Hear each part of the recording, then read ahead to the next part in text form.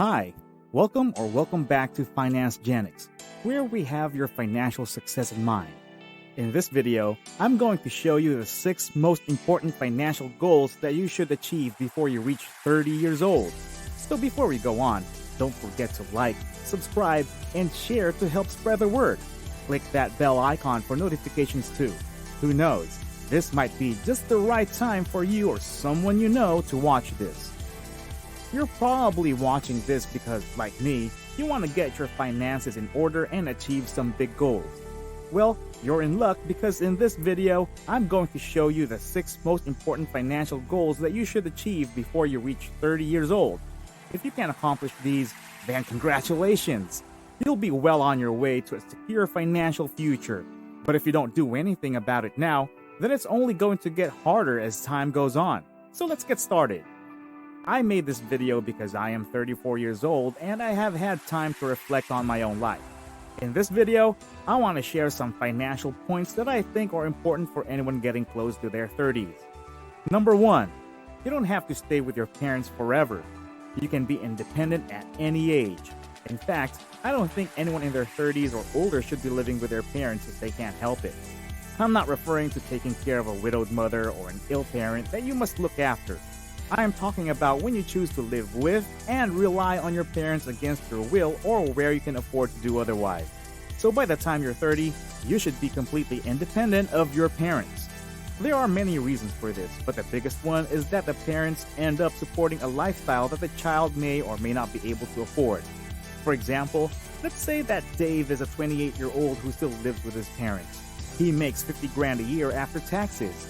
If his parents still take care of his cell phone bill and one meal a day, he might think he can't afford a lifestyle that is much greater than he can actually afford. If his cell phone costs $50 a month, then he can save $1,500 a month by not having to pay rent. That's an extra $300 he'll have each month if his mom also cooks for him one meal each day for 30 days. This is $1,850 in savings each month, or a total of $22,200 throughout the year. This represents a 44.4% boost over her $50,000 yearly net income when compared to after-tax savings. Dave is living at home to save money and pay off his student debt. If he continues to live this way, he will be in for a surprise. He will need to find a job that pays more than $44,000 per year if he wants to maintain the same standard of living he has now. This is a mathematical example of how being self-sufficient can benefit you. There are other benefits like having good character qualities. Another thing to remember is that your goal as a kid should not be a financial burden on your parents. If they have worked hard to raise you, you should be the one taking care of them. Number 2, you should have an emergency fund that can last for 3 months. This will help you stay safe if something bad happens. It's important to have a good foundation before starting to build a skyscraper. The same is true for your finances. You should start by getting rid of your debt and then building up your savings. You should have at least 3 months of your expenses saved away by the time you are 30. This could be in cash under your mattress, but I don't recommend it. A better option would be to save this money in savings or money market account. You'll want to have this money in a place where you can quickly access it without having to wait for it to be released from investments or stocks. My advice is that if you're single and don't have any dependents, 3 months is acceptable. So if you're on a commission-based sales job or a business owner with high turnover, you'll want at least 6 to 12 months of an emergency fund. If you have dependents or children and are the primary income provider, I believe 6 months of parental leave is required. An emergency fund is an important component of a solid financial foundation. Number 3, I'm not suggesting you use a spreadsheet to budget or anything like that. Rather, I propose using spreadsheets to automate your finances rather than a budget. I despise budgets. Most individuals find it difficult to maintain to a budget because they are similar to diets in that we are human and are prone to deviate from the diet eventually.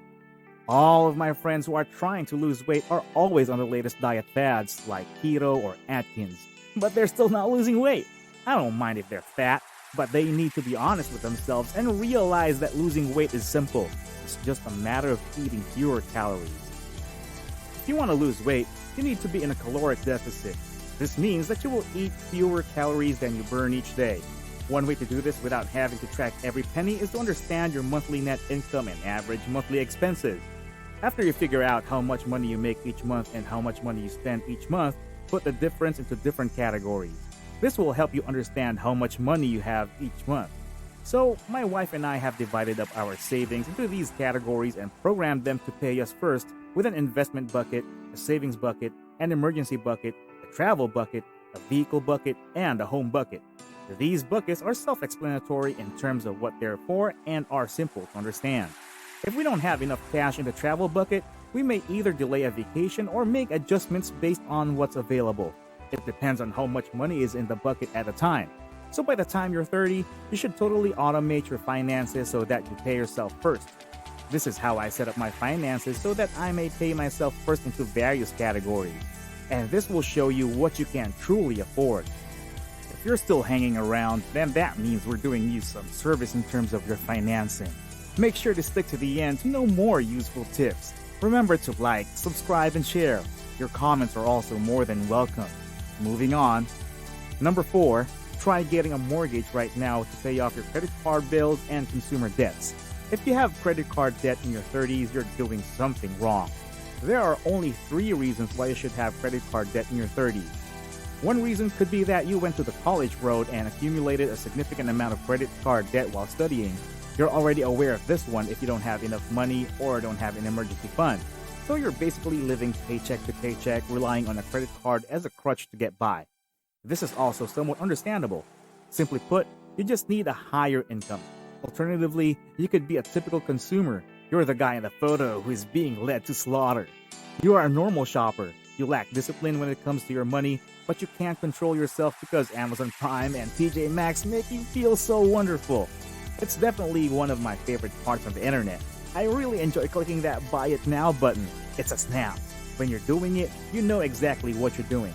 But don't forget to account for the thrill of making a purchase that isn't required to fill a much larger hole in your life.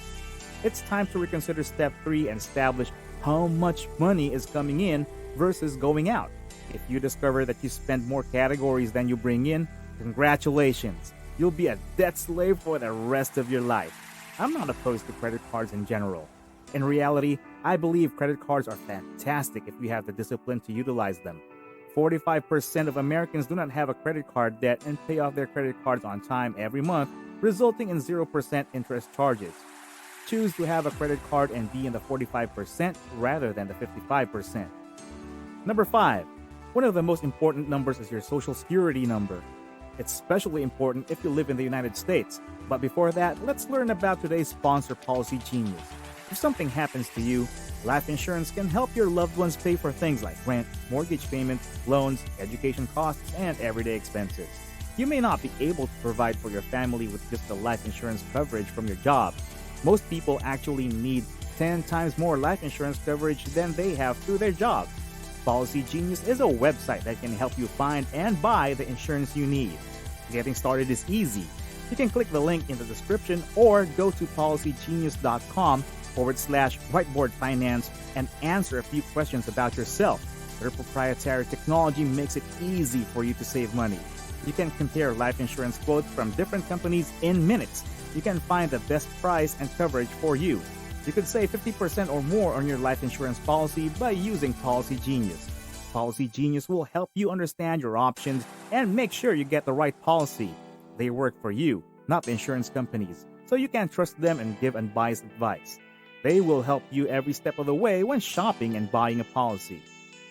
Okay, number 6. In the United States, having a credit score of 740 or higher is seen as good. This means you can get lower interest rates on loans and you may be able to borrow more money.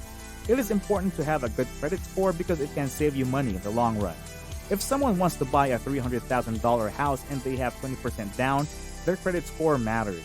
The person with a 620 credit score will need to pay $60,000 for the down payment. The person with an 800 plus credit score would only need to pay $24,000 for the down payment. The bank is going to give these two people a loan, but the person with a lower credit score is seen as a higher risk. This means that the bank needs to be compensated for this risk with a higher mortgage rate. If you have a 620 credit score, you will need to get a 30-year fixed mortgage at 5.8%. If you have an 800 credit score, you will get a 30-year fixed mortgage at 4.1%. I'm not making this stuff up. So the 620 credit score will pay $1,773 per month, while accruing a total of $266,953 in interest throughout the life of the loan. With an 800 credit score, you would be able to get a loan for $177,482. This would mean you would have to pay $1,525 per month, and you would end up paying a total of $178,482 in interest. If you have a good credit score, you can save money on your loan. Your monthly payment will be smaller, and you will save money over the life of the loan. If you invest $250 each month for 30 years at a safe return rate, it will grow to be a lot of money. This is a good example of how good credit score can help you. Thanks for watching this video, and please share your thoughts in the comments below. Don't forget to subscribe for more helpful videos like this one. See you again here in Finance Jennings.